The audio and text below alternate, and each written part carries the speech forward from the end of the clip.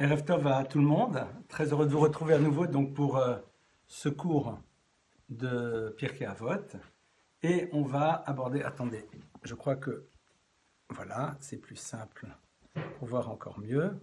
Eh bien, on va donc démarrer sur toujours cette fameuse Mishnah, cette Mishnah 1 du second chapitre, au nom de Rébi. Donc hier, on avait vu que Rabbi Yehuda Nassi, Rabbi Yehuda le Prince, Rabbeinu Akadosh, Rabbeinu le Saint, on a vu un petit peu quand même qui était ce maître, qui a joué un rôle fondamental dans la construction de la Mishnah, qui a été Nassi, qui a été prince.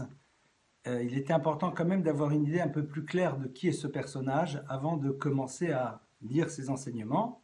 Et donc Rabbi va nous dire Ezuhi derech yashara sheibor lo ha'adam. Quel est le chemin donc yachar, c'est-à-dire droit, chez Ibor lo ha'adam, que l'individu va choisir. Alors on va s'arrêter à un autre moment sur le terme de Ibor, mais déjà sur cette idée de derech yachar. On a vu chemin droit, le chemin de la droiture. Et il n'y a pas marqué un bon chemin, un chemin sympathique, il y a marqué derech yachar. Si c'était agi d'un bon chemin, on aurait dit ezohi derech tova. Yachar, c'est-à-dire un chemin qui s'inscrit au fond dans l'histoire de l'humain, comme le verset nous le dit, Ha'elokim bara et Adam yachar, que Dieu a créé l'être humain yachar droit. Et donc, qu'est-ce qui va permettre à quelqu'un de s'inscrire dans cette dimension de droiture et qu'il va devoir choisir? Et là, Kol shehi tiferet le osea, toute celle qui est gloire pour celui qui l'a fait, Tiferet lo min Adam, et qui est aussi gloire, source de gloire min Adam des individus. Alors, on a ici quelque chose quand même de très intéressant, voire même de très surprenant. Rabbi nous dit, tu veux savoir c'est quoi le chemin droit? Alors non, ce serait attendu à ce qu'ils disent, eh bien, choisis le chemin de la Torah, d'accord? Choisis le chemin de la Torah, choisis le chemin de la pratique des mitzvot, des commandements. Or, il ne nous dit pas ça. Ça ne veut pas dire que ce n'est pas inclus, mais c'est quelque chose de beaucoup plus large. Un chemin qui soit Tiferet le Osea, source de gloire pour celui qui l'a fait, et aussi par rapport aux autres. C'est-à-dire qu'il faut que la démarche que nous ayons dans l'existence soit validée par nous-mêmes et soit validée par les autres. Alors, validée par les autres, on va s'interroger sur le pourquoi de cette chose, mais à la limite, ok, si on dit il faut que les autres valident à travers le regard qu'ils te portent, quelle est cette histoire de Tiferet le Osea? C'est-à-dire qu'elle soit gloire pour celui qui l'a fait. Comment est-ce qu'on comprend cette chose-là? Donc je répète, nous sommes ici dans la première Mishnah. Cette première Mishnah nous dit c'est quoi le chemin yachar, droit, que l'individu doit choisir? Celle qui sera gloire pour lui et gloire pour les autres. Mais évidemment que si je choisis de faire quelque chose, c'est parce que je considère que c'est adapté à moi. Alors, qu'est-ce que les autres vont en penser? C'est un deuxième problème. Mais la logique serait de dire, évidemment, quand je commence à faire quelque chose par rapport à moi-même, je ne peux pas m'attendre à autre chose que d'être content de ce que je fais. Or, la Mishnah nous dit, attention, Tiferet lo Osea. Le fait que la Mishnah nous le propose est là pour nous amener à réfléchir à la chose suivante. Et je pense que c'est important de s'arrêter là-dessus. Tiferet lo Osea, c'est est-ce que véritablement, quand tu te vois agir de cette manière, c'est quelque chose de glorieux? C'est-à-dire, est-ce que le regard que tu portes sur toi-même au moment où tu agis est quelque chose qui te satisfait réellement? Traduit différemment, quelle est la motivation réelle et profonde de tes actes? Pourquoi as-tu choisi d'agir de telle et telle manière dans telle et telle circonstance? Quels sont les éléments qui t'ont poussé à fonctionner de cette manière? Et c'est pour cela qu'on parle de cette notion de yachar, cette notion de droiture, c'est-à-dire dans le choix que tu vas faire, d'être honnête par rapport à toi-même, dans le choix que tu vas faire justement de cette yachrout, alors regarde à travers le prisme de cette yachrout, de cette droiture, le chemin que tu es en train d'emprunter, et pose-toi la question si véritablement pour toi c'est source de gloire, c'est-à-dire, est-ce que tu es fier de toi lorsque tu regardes ce que tu fais et surtout, lorsque tu observes les motivations qui sont les tiennes. Parce que on est bien d'accord que dans la vie, si on fait un acte dysfonctionnant, si nous volons, si nous faisons des choses comme ça, nous savons très bien que par rapport aux autres, ça ne sera pas glorieux. Donc, évidemment que quand la Mishnah nous dit que toi-même, tu sois satisfait et que tu te sens glorifié à travers ton acte et aussi les autres, ne peut absolument pas nous amener à nous imaginer que cette personne va dysfonctionner, parce que si elle dysfonctionne, évidemment que personne ne pourra l'applaudir. Il s'agit donc d'actes sur lesquels il y a de fortes chances que les autres nous disent « c'est bien », on va examiner comment par la suite, mais est-ce que moi, je considère que ce que je fais, c'est bien? L'acte est peut-être un acte positif, mais la Mishnah nous ouvre à une réflexion sur les motivations qui sont à l'origine de l'acte. Alors certains vont nous dire, mais sur le rabbin, vous êtes bien sympathique, mais dans la vie, ce qui est important, c'est l'action. Cette personne avait peut-être des motivations X, Y ou Z, mais à la limite, ce n'est pas notre problème. L'action a été faite. Si l'action est positive, elle est positive. Les gens d'ailleurs qui le verront parler à l'extérieur diront l'action est positive et diront tous bravo et c'est génial. Paradoxalement, il est plus simple d'arriver à ce que les gens nous applaudissent pour ce que l'on fasse que nous-mêmes nous puissions nous applaudir, sans rentrer dans la problématique du syndrome de l'imposteur, évidemment. Mais parfois, si les autres savaient ce qui a motivé profondément notre acte, ils ne nous regarderaient pas de la même manière. Seulement, les motivations qui nous agitent lorsque nous faisons un acte, quel qu'il soit, un acte de mitzvah, dans lequel on est dans le respect de la parole divine, aussi bien dans le rapport à l'autre que dans le rapport à Dieu, les gens ne savent pas au fond quelle est notre intention première, qu'est-ce qui se joue à l'intérieur de nous. Le seul qui est au courant, c'est Bibi, c'est moi-même. Et il faut que je sois tiferet, c'est-à-dire que je sois fier, content, que ça soit une gloire pour moi. Attention, derech yachar, dans un chemin dans lequel j'essaye d'être droit et de ne pas me raconter d'histoire. Et évidemment, sur ça vous allez dire, mais vous êtes un petit peu compliqué, parce que si on essaie de regarder systématiquement ce que sont les motivations réelles de nos actes, on risque de ne pas être toujours extrêmement fier de soi, même si ce n'est pas dramatique. Eh bien, on va essayer, si vous le voulez, de s'arrêter sur un texte du Talmud qui parle d'une problématique qui est fondamentale dans la tradition juive, qui est ce que l'on appelle l'univers du lishma, c'est-à-dire de faire les actions, lishma, pour Dieu, pour les actions, et non pas pour intérêt personnel. La Torah propose à l'humain de pouvoir aboutir dans sa vie à faire ce qu'il fait, l'ishma, véritablement pour l'acte lui-même, pour qu'il soit exécuté, pour pouvoir faire ce que Dieu attend de nous, et exclusivement pour ça, sans penser ni à ce que ça peut me rapporter dans ce monde-ci, dans le monde futur, les applaudissements du public, le jardin d'Éden, le paradis, ce que vous voulez. Vous allez dire, mais c'est super compliqué. Et c'est là où en effet il y a un texte qui va nous aider à mieux comprendre ce concept et qui va peut-être nous éclairer par rapport à ce que nous venons de voir. En effet, il y a un texte, il me semble, dans le traité, entre autres de Brachot, dans Nazir et ailleurs, qui nous dit « Le olam ya'asok adam betorah ou bemitzvot shelo lishma, shemitor shelo lishma balishma ». Quel est le sens de cet enseignement? Il nous dit « Le olam ». Alors c'est intéressant de voir le début, l'introduction. « Le olam », toujours. C'est-à-dire, c'est une règle, c'est comme ça que ça doit fonctionner. Ya'asok, on est ici dans un terme qui est à l'impératif.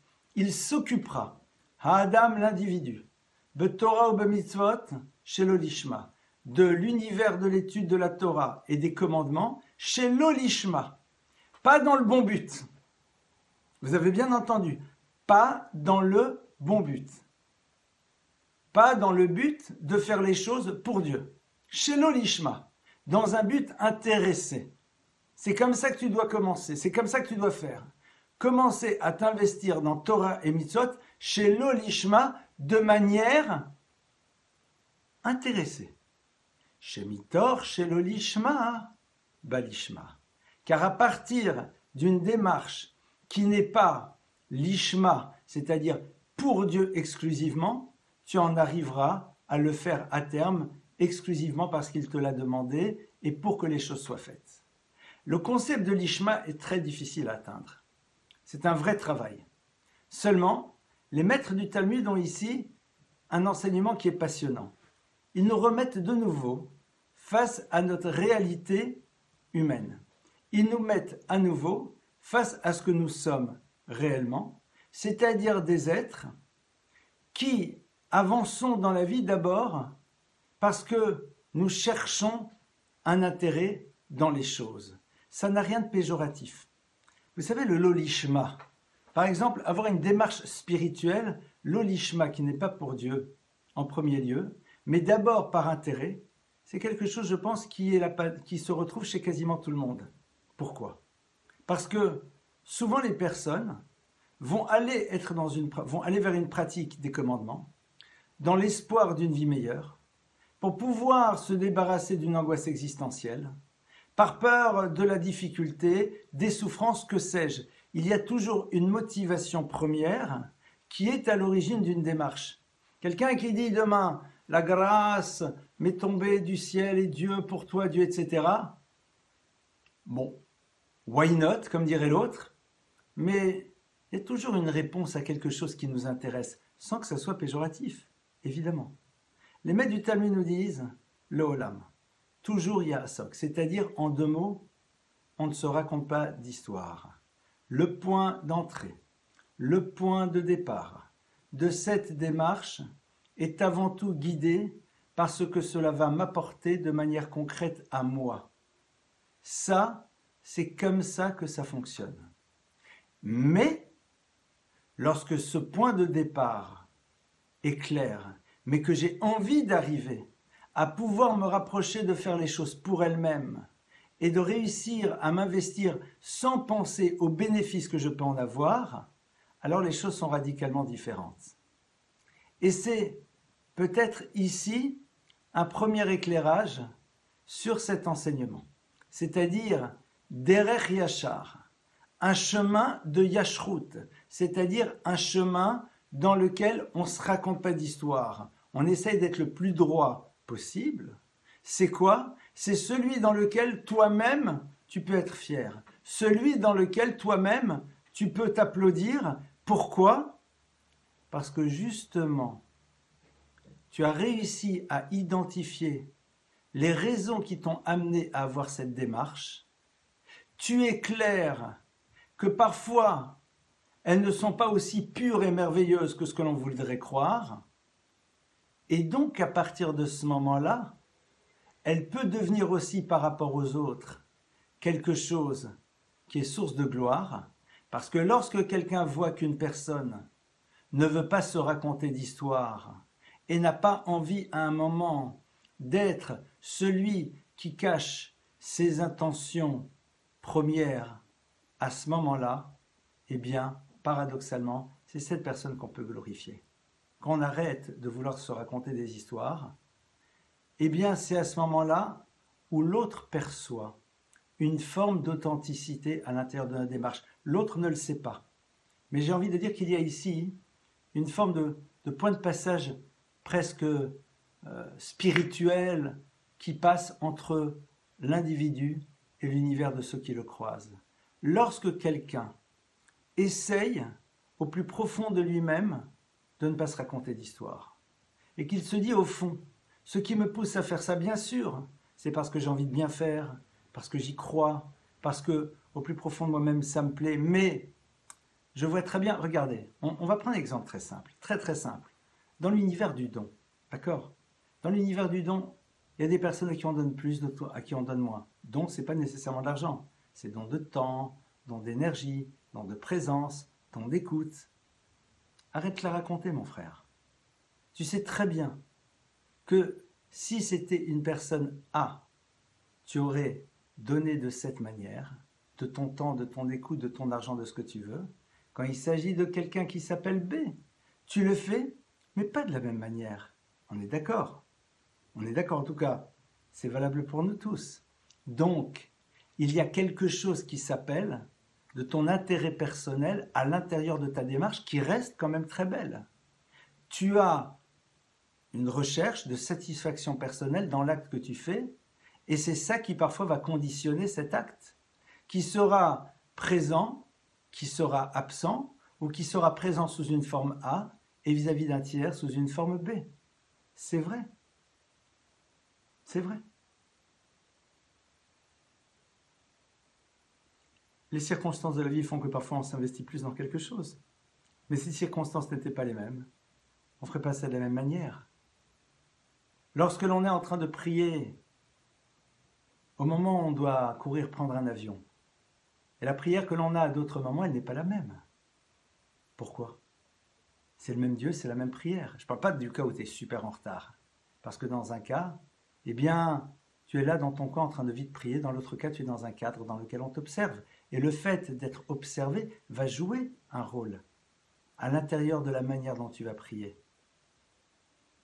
Ne pas se mentir à soi-même. Essayer d'être dans la yashrut, dans la droiture, dans l'analyse des raisons qui sont aussi présentes à l'intérieur d'un acte, fait que l'on peut être fier de celui-ci, parce qu'il n'est pas le support à, j'ai envie de dire, à un univers de mensonges. Il n'est pas le support à une escroquerie dont on serait au fond la première victime, parce qu'on s'enferme. Lorsque quelqu'un essaye d'avancer de cette manière, alors, première lecture, vous allez voir, il y en a beaucoup d'autres, Tiferet Lomina Adam. Évidemment que l'univers qui est autour de lui va le ressentir, va le percevoir et considérera que ce qu'il fait est un acte qui est beau parce qu'il est tout simplement imprégné de désir d'être vrai et d'authenticité. Et l'authenticité, c'est être en phase avec sa réalité profonde sans mettre de côté une quelconque dimension de nous-mêmes. Première lecture. Seconde lecture, troisième lecture, quatrième lecture, il y en a d'autres. Alors, autre lecture, qui est tout simplement Kol shi tiferet lo oser vetiferet lo min adam, c'est-à-dire celle qui fait que l'individu et l'univers qui est autour de lui voient les choses de la même manière. Traduction, on sait très bien que on n'aime pas les extrêmes. Pourquoi on n'aime pas les extrêmes ? Parce que Maïmonide va nous le dire, entre autres. Maïmonide va nous dire qu'il y a ce que l'on appelle dans la vie Shvil Hazav. Shvil Hazav, c'est quoi ? C'est le sentier en or, c'est le sentier de ce qu'il appelle du milieu.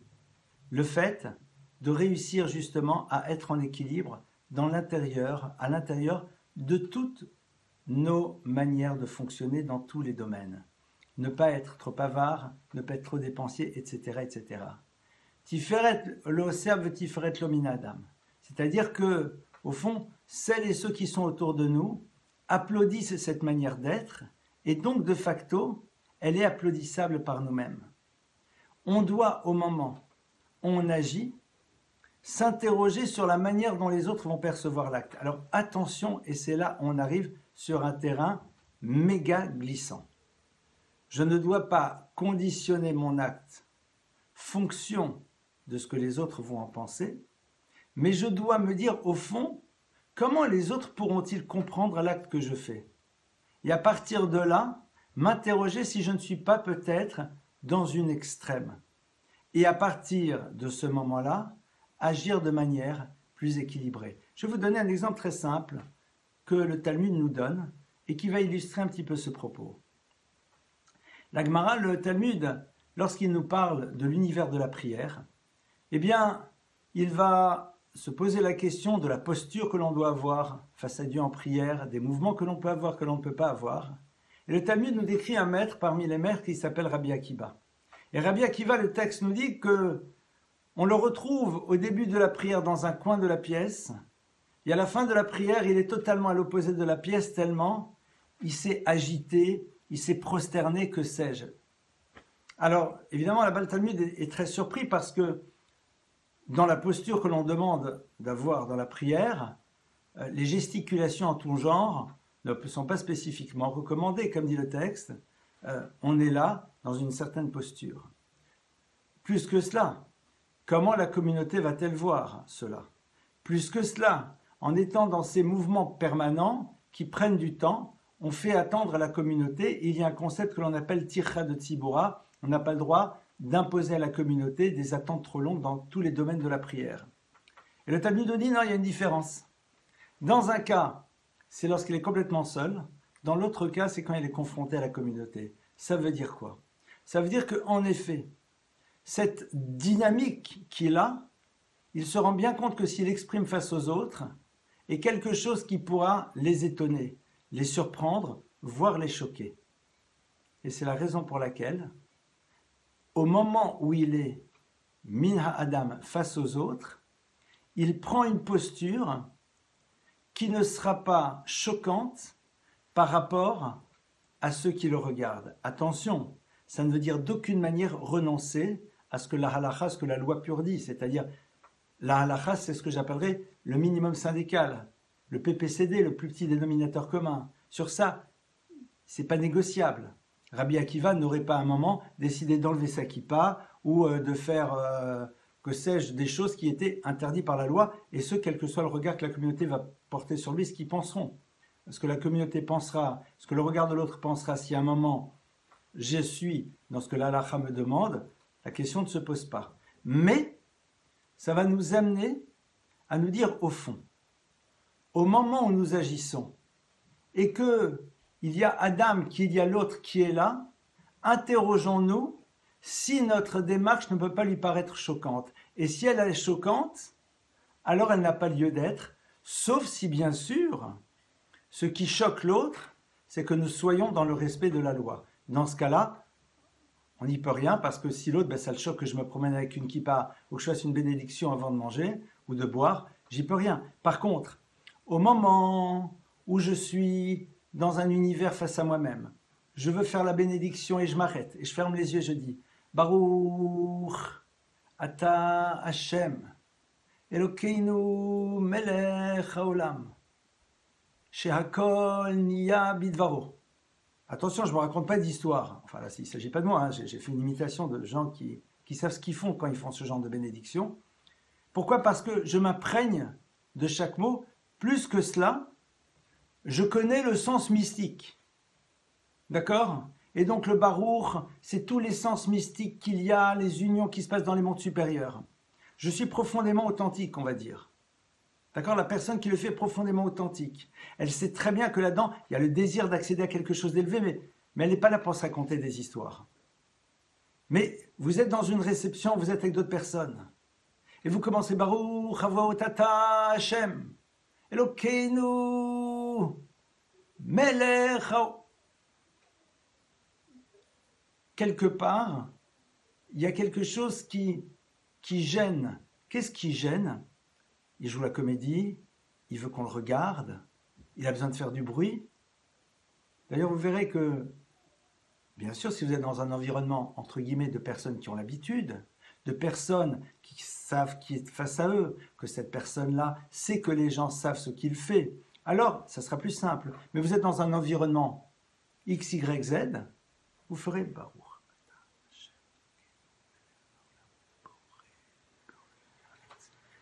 Cette posture-là vous permet d'être dans une concentration, de faire un certain nombre de choses, mais en effet, Tiferet lo min Adam.